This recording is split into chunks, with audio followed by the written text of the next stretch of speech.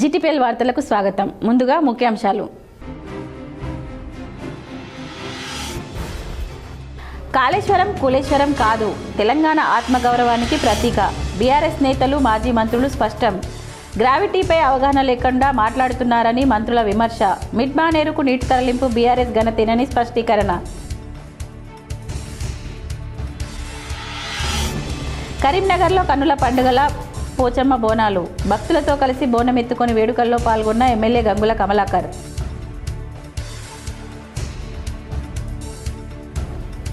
వచ్చే వేసవి వరకు మేడిగడ్డ, అన్నారం, సుందిళ్ల బ్యారేజ్లను వినియోగంలోకి తెస్తాం. నీళ్ల విషయంలో బీఆర్ఎస్ రాజకీయం చేయడం మానుకోవాలని హితవు. మంత్రి ఉత్తమ్ కుమార్ రెడ్డి వెల్లడి.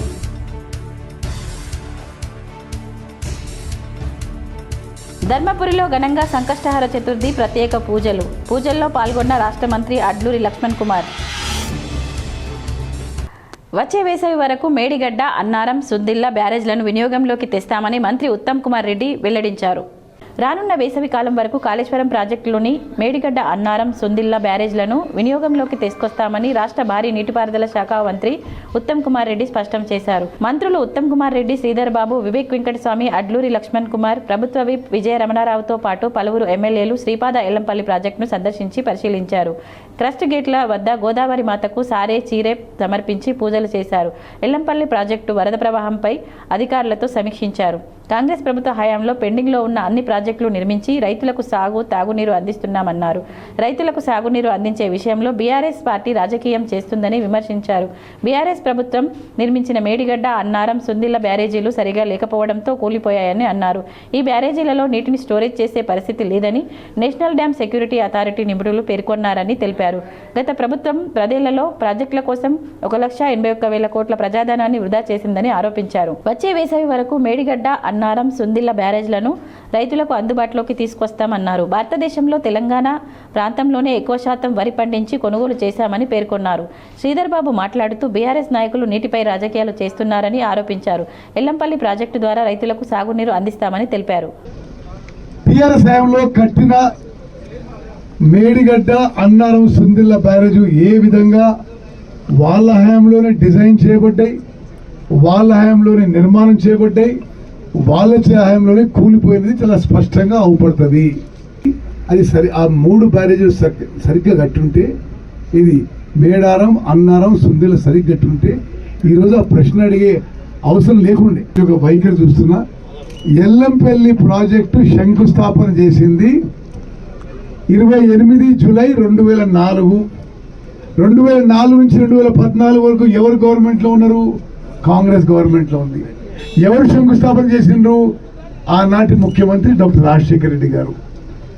ఆ తర్వాత కాంగ్రెస్ హయాంలోనే పూర్తయి కొద్దిగా పంపులు స్విచ్ ఆన్ తప్పితే తత్వ పనులన్నీ పూర్తయి, మరి ఆ ప్రాజెక్టు కూడా ఆనాటి కాంగ్రెస్ ప్రభుత్వం, మరి శ్రీధర్ బాబు గారి తండ్రి స్వర్గీయ శ్రీపాదరావు గారి పేరు పెట్టిన విషయం కూడా మా అందరికీ తెలుసు. ఈరోజు ఎంత దుర్మార్గపు ఆలోచన అంటే, ఎల్లంపల్లి రిజర్వాయర్లో పంపులు ఆన్ చేసి కాళేశ్వరం నీళ్ళు ఇస్తామని చెప్పి ఇంతకంటే దుర్మార్గపు ఆలోచన, తప్పుడు ప్రచారం మరొకటి ఉండదని చెప్పి నేను మనం చేస్తున్నా. ఎప్పుడైనా ప్రకృతి వైపరీత్యం వచ్చినప్పుడు ఎల్నినో లాంటి ప్రకృతి వైపరీత్యం మన రాష్ట్రంలోనే కాదు, అన్ని రాష్ట్రాల్లో ఎదుర్కొంటారు. ప్రధానమైన సమస్యను ఏ విధంగా ఎదుర్కోవాలని ఒక బాధ్యత గల ప్రతిపక్ష పార్టీగా ఆలోచన చేసి ముందుకు పోవాల్సిన ధర్మాన్ని మర్చిపోయి రాజకీయం చేస్తూ వర్షాలు పడొద్దని కోరుకుంటూ, వర్షాలు పడితే అయ్యో ఎందుకు పడ్డాయని ఆలోచన చేసే ఒక పార్టీగా ఒక వ్యవహారం చేస్తూ ఉంటే అది చాలా బాధాకరం. ఖచ్చితంగా వారి వైఖరిని ఖండిస్తూ ఉన్నాం. ఈరోజు మేమే ఈరోజు మిడ్మానేరు కట్టింది ఎవరు? ఫ్లడ్ ఫ్లో కెనాల్ కట్టింది ఎవరు? చేయలేదంగా ప్రాజెక్టు నిర్మాణం చేసి ప్రణాళిక సిద్ధం చేసుకున్నది ఎవరు? నంది పంప్ హౌస్ గా ప్రణాళిక సిద్ధం చేసుకొని దాని కార్యక్రమాన్ని మొదలుపెట్టింది ఎవరు? గాయత్రి పంప్ హౌస్ ని మొదలుపెట్టే కార్యక్రమం దీంట్లో భాగంగానే దాంట్లో తీసుకెళ్లి ఇక్కడి నుంచి నీళ్లు తీసుకెళ్లి నంది పంప్ హౌస్ నుంచి గాయత్రి పంప్ హౌస్ చేసి, గాయత్రి పంప్ హౌస్ నుంచి ఫ్లడ్ ఫ్లో చేసి, ఫ్లడ్ ఫ్లో నుంచి మిడ్మానేరు చేసేది ప్రాణహిత చేవెళ్లలో. కాళేశ్వరం ప్రాజెక్టుపై కాంగ్రెస్ మంత్రులు చేస్తున్న విమర్శలు వారి అజ్ఞానానికి నిదర్శనమని బీఆర్ఎస్ నేతలు మాజీ మంత్రులు విమర్శించారు. ఎల్లంపల్లి నుంచి మిడ్మానేరుకు నీళ్ల ఎత్తిపోతలు బీఆర్ఎస్ ప్రభుత్వ ఘనతేనని స్పష్టం చేశారు. కాళేశ్వరం బాట కార్యక్రమంలో భాగంగా మాజీ ఎంపీ బోయినపల్లి వినోద్ కుమార్ నేతృత్వంలో మాజీ మంత్రులు గంగుల కమలాకర్, కొప్పుల ఈశ్వర్, జీవన్ రెడ్డి, ఎమ్మెల్సీ రమణ, మాజీ ఎమ్మెల్యే సుంకె రవిశంకర్తో కూడిన బీఆర్ఎస్ ప్రతినిధుల బృందం ఉమ్మడి కరీంనగర్ జిల్లాలో పర్యటించింది. ముందుగా ఎల్లంపల్లి బ్యాక్వాటర్ను కోటిలింగాల వద్ద పరిశీలించారు. గోదావరి జలాలను కోటిలింగాలలో కోటేశ్వర స్వామిని దర్శించుకున్నారు. అజ్ఞానంతో మాట్లాడుతున్న కాంగ్రెస్ నేతలకు, మంత్రులకు జ్ఞానోదయం కల్పించాలని భగవంతుని వేడుకొన్నారు. అనంతరం లక్ష్మీపూర్లోని గాయత్రి పంప్ హౌస్ను సందర్శించారు. బాహుబలి మోటార్ల ద్వారా మిడ్మానేరుకు, ఎస్ఆర్ఎస్పీ వరద కాలువకు గోదావరి జలాల ఎత్తిపోతలను పరిశీలించి కాళేశ్వరం కాదనడానికి ఈ నీళ్లే నిదర్శనమని చాటి చెప్పారు. బాహుబలి మోటార్ల ద్వారా మిడ్మానేర్కు, ఎస్ఆర్ఎస్పీ వరద కాలువకు గోదావరి జలాల ఎత్తిపోతలను పరిశీలించి కాళేశ్వరం ప్రాజెక్టు కూలేశ్వరం కాదనడానికి ఈ నీళ్లే నిదర్శనమని చాటి చెప్పారు. తెలంగాణ సాగు, తాగునీటి అవసరాలకు తీర్చేందుకు కేసీఆర్ నిర్మించిన కాళేశ్వరం ఒక అద్భుత ప్రాజెక్టమని, ఇది కూలేశ్వరం కాదని, తెలంగాణ ప్రజల ఆత్మగౌరవ ప్రతీక అని స్పష్టం చేశారు. అసలు గ్రావిటీ అంటే ఏమిటో కూడా తెలియని మంత్రులు ప్రాజెక్టులపై ఇష్టానుసారంగా మాట్లాడడం విడ్డూరంగా ఉందని విమర్శించారు. మేడిగడ్డ నుంచి గాయత్రి పంప్ హౌస్ వరకు గ్రావిటీ లేదంటూ కాంగ్రెస్ నాయకులు ప్రజలను తప్పుదోవ పట్టిస్తున్నారని ఆగ్రహం వ్యక్తం చేశారు. తెలంగాణలో కరువుకు కాంగ్రెస్ పాలనే కారణమని ఆరోపించిన బీఆర్ఎస్ నేతలు మోటార్లు నిరంతరం ఆన్ చేసి ఉత్తర తెలంగాణలోని జలాశయాలన్నింటినీ నింపాలని డిమాండ్ చేశారు. మంత్రులందరూ కూడా అవగాహన లేకుండా ప్రజలను తప్పుదో పట్టిస్తున్నారు. ముఖ్యమంత్రి గారికి ఒక సూచన చేస్తున్నాం. మేము మేడిగడ్డ ప్రారంభం నుంచి మేడిగడ్డ ఆనేదాకా కేసీఆర్ గారు మమ్మల్ని ఎమ్మెల్యేలందరికీ ఫస్ట్ మాకు అవగాహన కల్పించిండు. ఎక్కడ పంప్ అవుతుంది, ఎక్కడ లిఫ్ట్ అవుతుంది, ఎక్కడ గ్రావిటీ అనేది మాకు అవగాహన వచ్చింది. కాబట్టి టీఆర్ఎస్ పార్టీలో అందరూ కూడా అవగాహన ఉంది. దాంతోపాటు ప్రతిపక్ష ఎమ్మెల్యే కూడా అవగాహన కల్పించని చెప్పి అసెంబ్లీలో అందరికి పవర్ ప్లాంట్ ప్రజెంట్ చేసిండ్రు. What is Medigadda, what is Yellampalli, what is Mallanna Sagar అనేది. వాళ్ళకి ఎవరికి ట్రైనింగ్ చేయకుండా ఇష్టానుసారంగా మంత్రులు వచ్చి అవగాహన లేకుండా మాట్లాడుతున్నారు. నేను ఒక మంత్రి అంటాడు, నంది మేడారం నుంచి మిడ్మానేరుకు నీళ్లు లక్ష్మీపూర్ దాకా గ్రావిటీగా పోతుంటాడు. అసలు ప్రపంచంలో బాహుబలి మోటార్, ప్రపంచంలో అత్యంత ఎత్తున బాహుబలి మోటార్లు వేసి లిఫ్ట్ చేసింది ఎక్కడ అంటే ప్రపంచంలో ఇక్కడే, ఇక్కడ గాయత్రి పంప్ హౌస్లో. నువ్వు గ్రావిటీ ఉన్నాక ఎందుకు ఎత్తిపోతారా ఇన్ని ఖర్చు పెట్టుకొని? ఎవరు కానీ కొలతలు అనేది సముద్రం యొక్క ఎంఎస్ఎల్ మీన్ సీ లెవెల్ నుంచి కొలతలు చేస్తారు. మళ్ళీ చెప్తున్నాం, రాసుకోండి. అక్కడ మేడిగడ్డ నుంచి ఇక్కడ వరకు ఎక్కడ గ్రావిటీ లేదు, అంత పంపే. ఇక్కడ నుంచి మిడ్మానేరు దాకా మాత్రం గ్రావిటీ అవుతుంది. సో అందుకే మళ్ళొక్కసారి మీరు తెలుసుకోర్రి, శ్రీపాద ఎల్లంపల్లి ఎంఎస్ఎల్ కాడ 148 మీటర్స్ ఎంఎస్ఎల్ అంటే సముద్ర మట్టం నుంచి 148 మీటర్ల ఎత్తులో మనకు శ్రీపాద ఎల్లంపల్లి ఉంది. దాని తర్వాత నంది మేడారం అనేది 231 మీటర్ల ఎత్తునున్నది.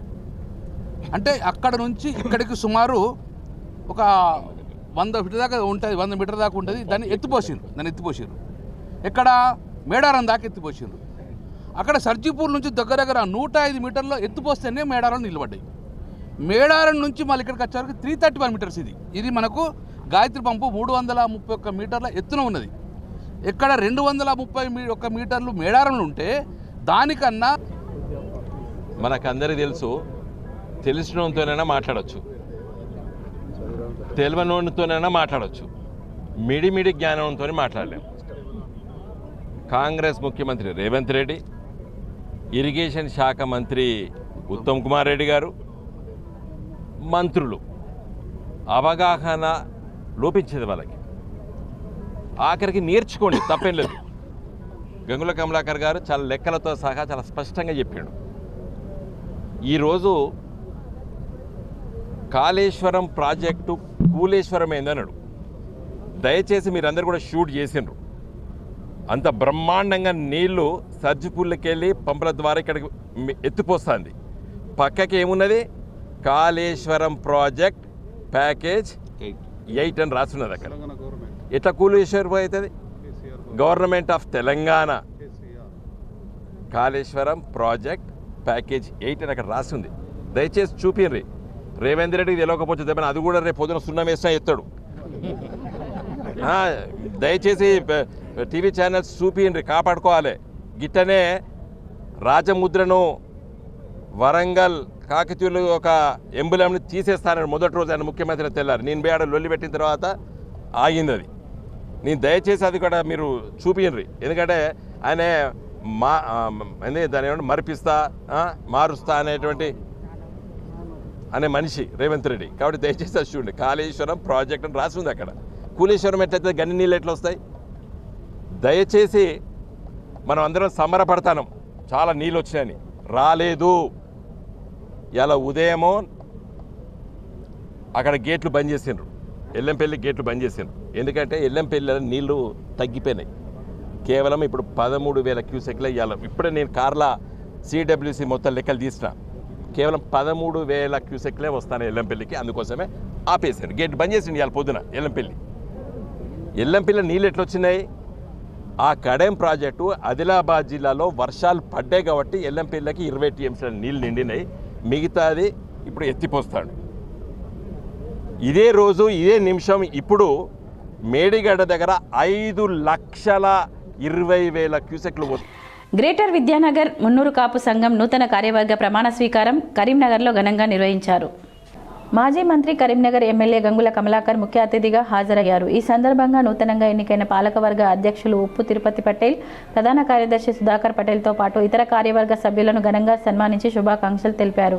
సంఘం సర్వతోముఖాభివృద్ధికి బలోపేతం కోసం నూతన కమిటీ సభ్యులు ఐకమత్యంతో అంకితభావంతో కృషి చేయాలని కోరారు. ఈ కార్యక్రమంలో మున్నూరు కాపు సంఘం ప్రతినిధులు పుట్ట పురుషోత్తం, చెల్ల హరిశంకర్, జిల్లా అధ్యక్షులు బొమ్మ రాధాకృష్ణ, మార్కెట్ కమిటీ చైర్మన్ ఆకుల నర్సయ్య పాల్గొని నూతన కార్యవర్గానికి అభినందనలు తెలిపారు. మా ఉనికి ప్రమాదం వచ్చినప్పుడు డెఫినెట్గా మేము ముందుండాల్సిన పరిస్థితి వచ్చినందుకే మా ఉనికి కోల్పోవద్దని చెప్పేసి ఆలోచనగా గొడవెట్టుకున్నాం. దాని తర్వాత చేసినాం, సంఖ్యాపరంగా రాజ్యాధికారం కావాలని కోరుకున్నాం. కానీ సంఖ్యనే తగ్గించి పారేసింది. మొత్తానికి 2వ సీట్లు 3వ సీట్లు వెళ్తాయని మనం ఆలోచన పారేసింది. సరే కొట్లాడతాం, తర్వాత నుంచి కొట్లాడుకుంటాం.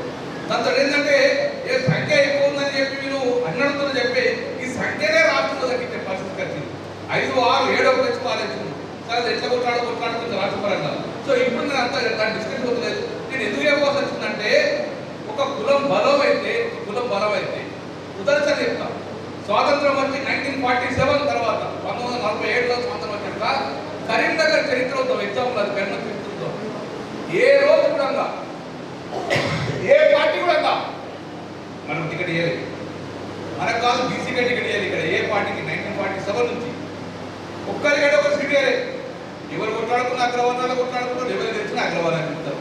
ఏ పార్టీ టికెట్ ఇచ్చిన అగ్రవర్ణం చెప్తే ఏ పార్టీ కూడా తెలిసిన అగ్రవర్ణం చెప్తారు. మరి మనమేంది పల్లెకి మోయాలి. పల్లెకి మోగితే కానీ పల్లెకి ఎక్కువ లేదు. 2009లో మొదటిసారి మీ అందరి ఆశీర్వాదంతో మీ బిడ్డను ఎన్నుకున్నారు. 2009లో మొదటిసారి మీరు గనుల కమలాకర్ బిడ్డను నా బిడ్డ చెప్తాడు అని చెప్పేసి, మా కులం బిడ్డ చెప్తాడని చెప్పేసి 2009లో ఎమ్మెల్యే గెలిచింది. ఏ దారిపోలేదు, ఏ దాచలేదు. నేను తప్పు చేస్తే నేనే అవమానం కాదు, కులాన్ని అవమానం బతుకుని చెప్పేసి తప్పు లేకుండా భయంగా బతికిన. అందుకే మొన్న 2023 సీట్లో ఏ పార్టీ టికెట్ ఇచ్చినా కాపులకు టికెట్ ఇచ్చేదా లేదా ఒక్కసారి అంటే ఒకసారి రాజకీయ చైతన్యం ఉంటే ఈ భూమి మీద నేను మీరేం బతకలేను, మీరు భయం బతకలేదు. కానీ మన భావితరానికి ఒక బంగారు భవిష్యత్తు ఇచ్చే అవకాశం ఉన్నది. కులం అంటే మనం ఎవరికో అగ్రవర్ణం వ్యతిరేకంగా వదలేము. కానీ మా కుల బలోతానికి మమ్మల్ని కన్సిడర్ చేయమని చెప్పినాం. ఒక్క రాజశేఖర్ రెడ్డి, ఒక కర్ర రాజశేఖర్ తెలిస్తే ఇప్పుడు వాళ్ళు ఏవైనా నాకు దిట్టదాకా ఉంటున్నది. ఏది మన కులం మరి అక్కడ ఉండాలి కదా, అడ్డగా ఉండాలి కదా. సరే మరి రాజశేఖర్ కాంగ్రెస్ పార్టీ అని చెప్పి మేము డెఫినెట్గా ఏ టికెట్ ఏ పార్టీ ఎక్కడ కానీ ఈ కులాన్ని గౌరవించుకునే విధంగా ఉండాలని చెప్పేసుకొని ఈ వేదిక మీద అందరూ ఉన్నారు, అన్ని పార్టీలు ఉన్నారు. చాలా శుభ సందర్భం. నేనేమంటున్నా, ఇది కంటిన్యూ కావాలి. కంటిన్యూ అయితే ఒకసారి నీకు వస్తుంది అవకాశం, ఇంకోసారి ఇంకోసారి అవకాశం వస్తుంది. తద్వారా రాజకీయంగా, ఆర్థికంగా, సామాజిక రంగంగా, సంఖ్యాపరంగా కాపులకు ప్రాధాన్యత రావాలన్నదే నా కోరిక. అది అందరి కోరిక. ఆ అవకాశం రావాలని ఒకసారి ధర్మపురిలో సంకష్టహర చతుర్థి ప్రత్యేక పూజలు ఘనంగా నిర్వహించారు. నవనరసింహ క్షేత్రాలలో ఒకటైన ధర్మపురిలో శ్రీ లక్ష్మీ నరసింహస్వామి అనుబంధ ఆలయం, శ్రీ రామలింగేశ్వర స్వామి ఆలయంలో, ఈశాన్య గణపతి ఆలయంలో గణనాథునికి సంకష్టహర చతుర్థి ప్రత్యేక పూజలు ఘనంగా నిర్వహించారు.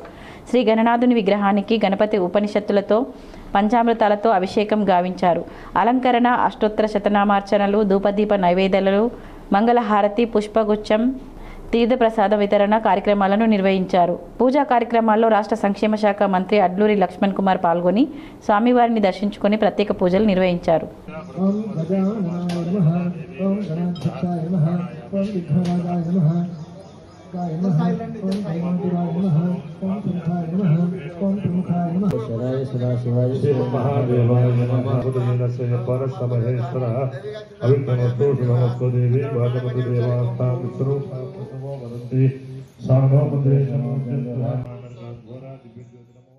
కరీంనగర్లో ఆదివారం పోచమ్మ తల్లి మైసమ్మ తల్లి బోనాల వేడుకలు అత్యంత వైభవంగా నిర్వహించారు. నగరంలోని శ్రీరాంపూర్ కాలనీ, చింతకుంట, కిసాన్ నగర్, కట్టారాంపూర్ ప్రాంతాలలో భక్తులు అమ్మవారికి ఘనంగా బోనాలు సమర్పించారు. ఈ వేడుకలకు కరీంనగర్ ఎమ్మెల్యే మాజీ మంత్రి గంగుల కమలాకర్ ముఖ్య అతిథులుగా హాజరయ్యారు. ఈ సందర్భంగా వారు స్వయంగా అమ్మవారి బోనం ఎత్తుకొని ఆలయం వరకు చేరుకొని భక్తి శ్రద్ధలతో అమ్మవారికి మొక్కులు చెల్లించుకున్నారు.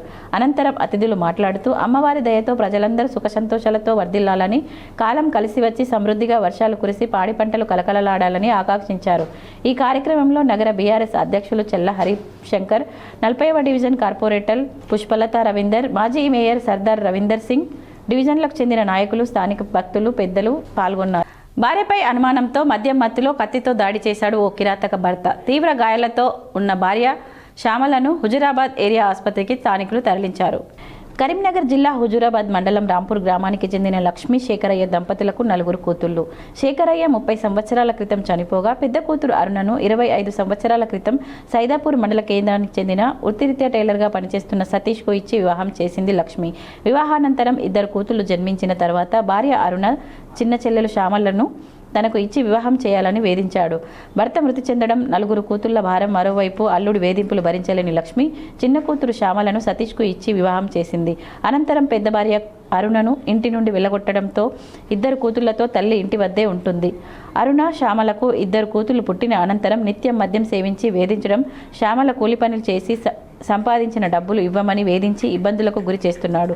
అయితే నేడు తెల్లవారుజామున భార్య శ్యామలతో గొడవపడి కత్తితో దాడికి యత్నించగా తీవ్ర గాయాలు కావడంతో హుజురాబాద్ ఏరియా ఆసుపత్రికి తరలించి చికిత్స అందిస్తున్నారు. సంఘటన స్థలానికి చేరుకున్న పోలీసులు విచారిస్తున్నారు. అక్క పేరు అరుణ, నా పేరు శ్యామల. ఫస్ట్ భార్య పేరు అరుణ, నా పేరు శ్యామల. చిన్న నేను ఇంటికాడ పని చేసుకుంటుంటా అంటే నన్ను ఒక్కదాని నుండి చూసి నన్ను చిత్రహింసలు చేసి నీ అక్కని చంపెట్టాను, నీ అక్క పిల్లలను చంపెట్టా అని కత్తులు పట్టుకొని వచ్చి నన్ను వేధించి మా అమ్మ వాళ్ళు ఖైదీలు కూలి పోతే నేను బీడీలు గిట్లా బడికి పోయేదాన్ని బంద్ చేయాలి. పొద్దున్న తెల్లని దాకా గ్యాస్ మొద్దు వేలిస్తాను, ఎక్కువ కొడతాను, ఎదురు మాట్లాడతాను, నోరు తెరవని గొల్లాలు పెట్టింది, తాళాలు పెట్టింది. అమ్మ పేరు లక్ష్మి, బాబు పేరు బాబు లేడు శేఖరయ్య. అమ్మ ఉన్నది, నాన్న లేడు. నాన్న చిన్నగా ఉన్నప్పుడే చనిపోయింది. నాన్న లేడు, ఎవ్వరు లేరు. మాకు అక్క చెల్లెలని ఆడ దిక్కున్నదని మమ్మల్ని బెదిరించి నన్ను తీసుకొని వచ్చింది సారు. ఎస్ఐ గిట్లా కావచ్చు సార్, నేను బెడ్ మీద ఉన్నా కుట్లు పడతాను సార్లు ఎంపీఆర్కి వచ్చి మాట్లాడుకొని తీసుకొని పోతారు. స్మార్ట్ సిటీగా ఎంపికైన కరీంనగర్లోని రోడ్లు అధ్వాన్నంగా ఉన్నాయని, చిరుజల్లులకే చెరువులను తలపిస్తున్నాయని సిపిఎం నగర కార్యదర్శి గుడికందుల సత్యం ఆరోపించారు. కరీంనగర్ డాక్టర్ స్ట్రీట్, సుభాష్ నగర్, మంచిర్యాల చౌరస్తా నుండి నాకా చౌరస్తా వెళ్లే ప్రధాన రహదారి, గాంధీ రోడ్, నాకా చౌరస్తా నుండి బొమ్మ వెంకన్న టవర్ సర్కిల్ వెళ్లే దారి పూర్తిగా పాడైపోయి ప్రయాణికులు తీవ్ర ఇబ్బందులు పడుతున్నారని తెలిపారు.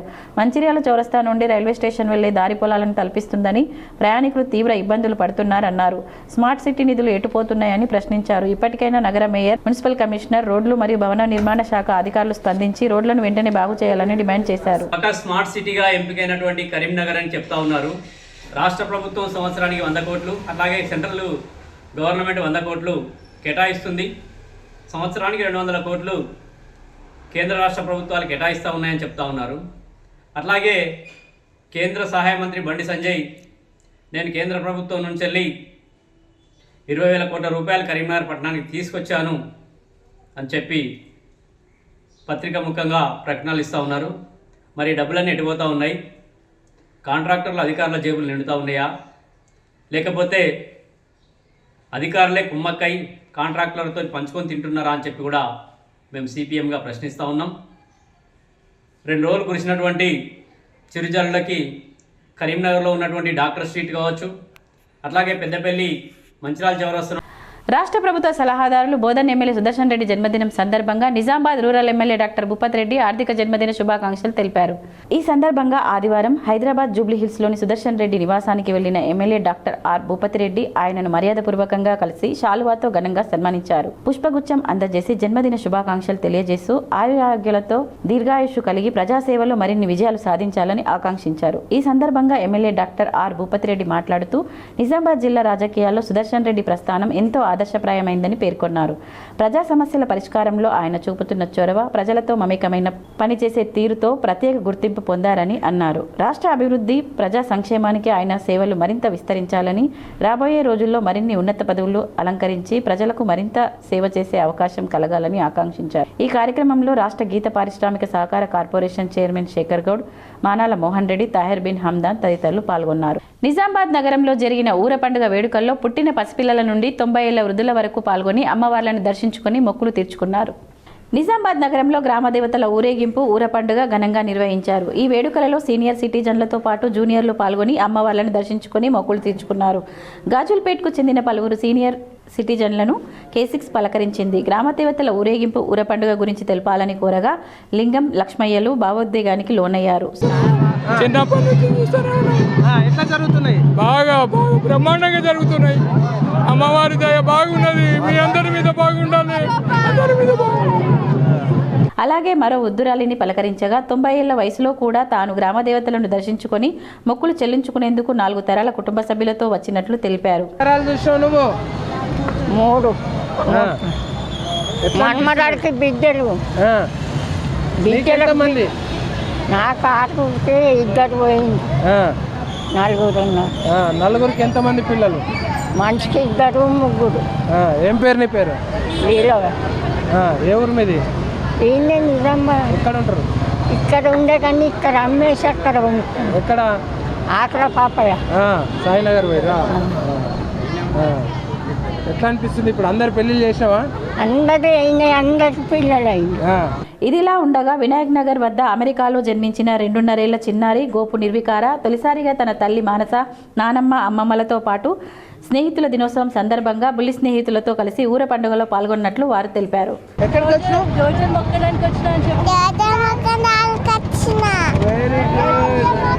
ఏం మొక్కినావు? ఎవరెవరు వచ్చారు?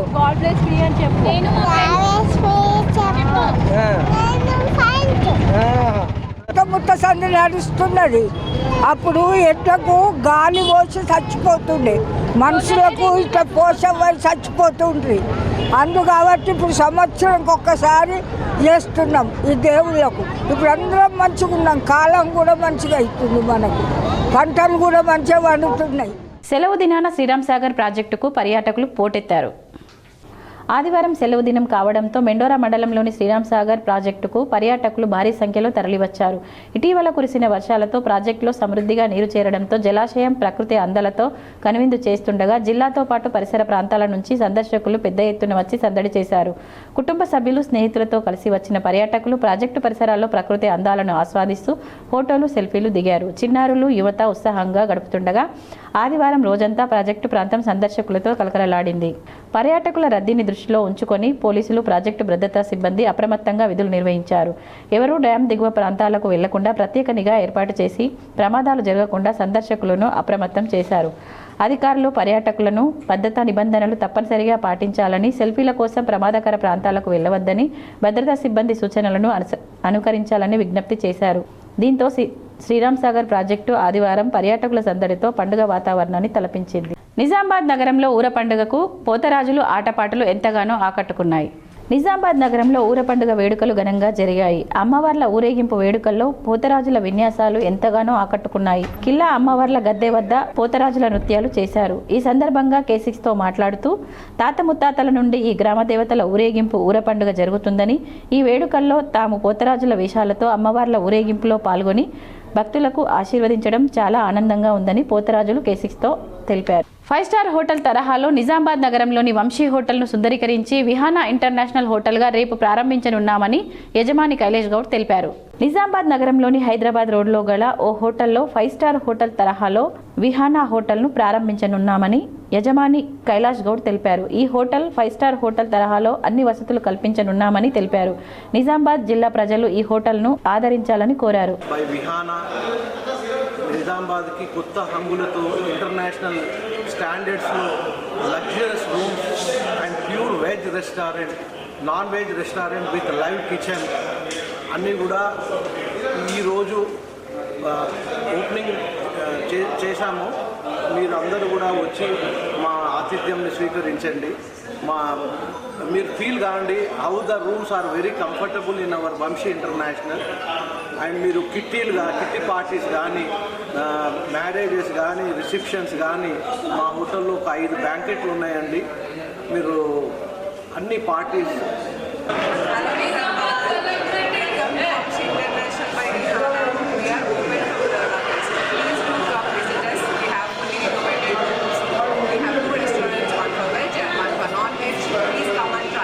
కమ్మర్పల్లి మోర్తార్లలోని వరద కాలువ తిమ్మాపూర్ బ్రిడ్జ్ వద్ద రివర్స్ పంపింగ్ ద్వారా నీరు ఎదురెక్కి పారుతున్న దృశ్యాన్ని చూసి రైతాంగం తీవ్ర ఆనందం వ్యక్తం చేస్తోందని కమ్మర్పల్లి అధ్యక్షులు రేగుంట దేవేందర్ అన్నారు.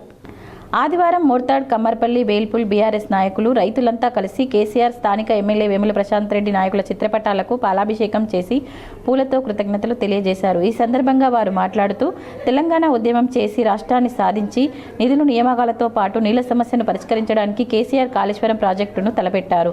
ఈ ప్రాంత ఎమ్మెల్యేగా ప్రశాంత్ రెడ్డి ఇక్కడి రైతాంగ బాధలను కేసీఆర్ దృష్టికి తీసుకెళ్లగానే అధికారులతో సర్వే చేయించి రివర్స్ పంపింగ్ విధానాన్ని అమల్లోకి తెచ్చారు. దీనివల్ల ఏడాది పొడుగునా వరద కాలువ నిండుగా ఉండింది. దీనివల్ల మెట్పల్లి, వెమ్లవాడ, జగిత్యాల, బాల్కొండ పరిధిలోని రైతులు లిఫ్ట్ మోటార్లు పెట్టుకుని రబీ, ఖరీఫ్ 2 పంటలకు పుష్కలంగా నీరు వాడుకోగలిగారు.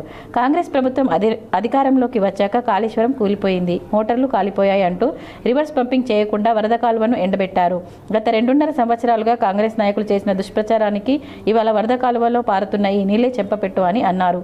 ఉమ్మడి పాలనలో వరద కాలువల గ్రామానికి 1 అడుగు తూము మాత్రమే ఇస్తే తెలంగాణ వచ్చాక కేసీఆర్ మార్గదర్శకత్వంలో 3 నుండి 4 ఫీట్ల పెద్ద తూములు ఏర్పాటు చేసి వారం రోజుల్లో చెరువులు నిండేలా చేశామని గుర్తు చేశారు.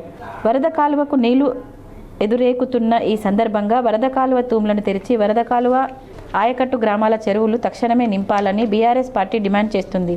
రైతాంగ సంక్షేమం కోసం అహర్నిశలు కృషి చేసిన మాజీ ముఖ్యమంత్రి కేసీఆర్కి, ఎమ్మెల్యే వేముల ప్రశాంత్ రెడ్డికి ఆయకట్టు రైతులు ప్రత్యేక ధన్యవాదాలు తెలిపారు. ఈ కార్యక్రమంలో పిఏసిఎస్ చైర్మన్లు బద్దం అశోక్, హనుమంత్ రెడ్డి, కమ్మర్పల్లి మాజీ సర్పంచ్ గడ్డం స్వామి, మాజీ ఎంపీటీసీ అశోక్, సంత నడిపి రాజేశ్వర్, ప్రభుదాస్, దోన్కల్ గంగారెడ్డి, పిప్పర అనిల్, ఆవారి మురళి, రఘు, రైతులు, బీఆర్ఎస్ నాయకులు పాల్గొన్నారు.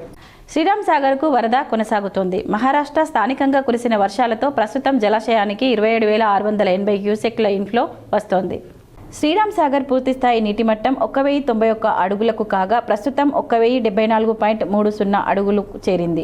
గతేడాది ఇదే సమయంలో జలాశయంలో 38.9 టీఎంసీల నీరు నిల్వ ఉంది. ఈ ఏడాది వర్షాలు ఆలస్యం పడడంతో నీటి మట్టం తక్కువగా ఉంది. ఎగువ నుంచి వరద కొనసాగుతుండటంతో ప్రాజెక్ట్ నీటి మట్టం క్రమంగా పెరుగుతోంది.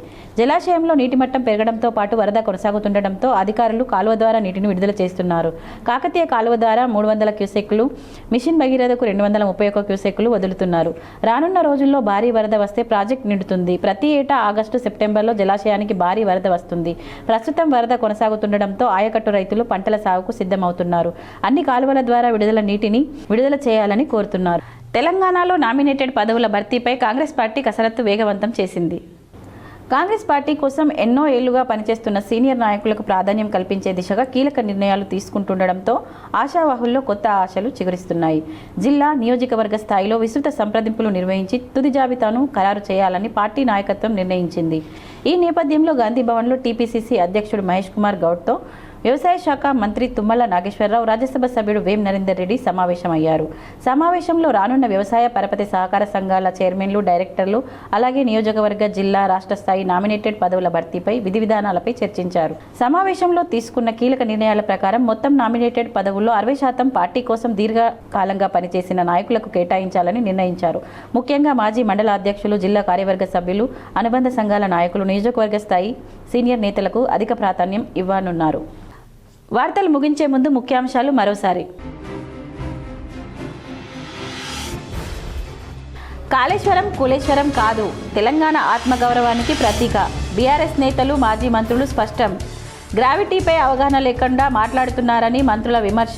మిడ్మానేరుకు నీటి తరలింపు బీఆర్ఎస్ ఘనతేనని స్పష్టీకరణ. కరీంనగర్లో కన్నుల పండుగల పోచమ్మ బోనాలు. భక్తులతో కలిసి బోనం ఎత్తుకొని వేడుకల్లో పాల్గొన్న ఎమ్మెల్యే గంగుల కమలాకర్.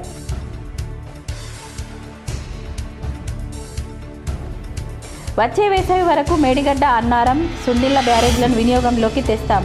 నీళ్ల విషయంలో బీఆర్ఎస్ రాజకీయం చేయడం మానుకోవాలని హితవు. మంత్రి ఉత్తమ్ కుమార్ రెడ్డి వెల్లడి.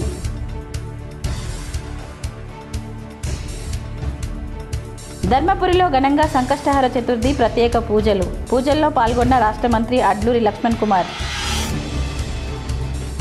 ఈ వార్తలు ఇంతటితో సమాప్తం. తిరిగి ప్రసారమయ్యే వార్తల్లో మళ్ళీ కలుద్దాం. అంతవరకు చూస్తూనే ఉండండి మీ జీటీపీఎల్.